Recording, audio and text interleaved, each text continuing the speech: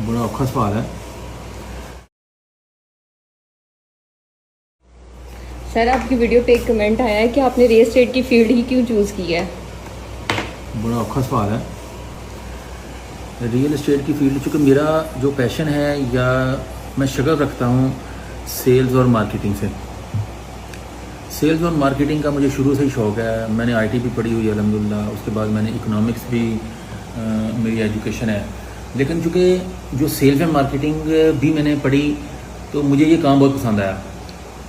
Real estate क्यों किया कि real estate is the biggest business in all over the world.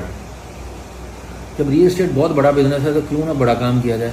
छोटे छोटे बिजनेस और बहुत हैं, तो दुनिया के अंदर ये चूँकि सबसे बड़ा और पावरफुल बिजनेस है और यहाँ पर अपने आप को पूरे सेल्स और मार्केटिंग के जवाहर दिखाने का मौका मिलता है। आपको बड़े बड़े तरह तरह के लोगों से डेली वास्ता पड़ता है, डेली मिलना पड़ता है।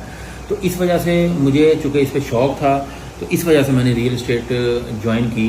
और चूँकि मैं मार्केटिंग, जैसे मैंने कहा था, मुझे पसंद है, तो फिर यहाँ मार्केटिंग करने में क्या कबाहत थी कि और भी कोई काम करना था सेल्स एंड मार्केटिंग से ही।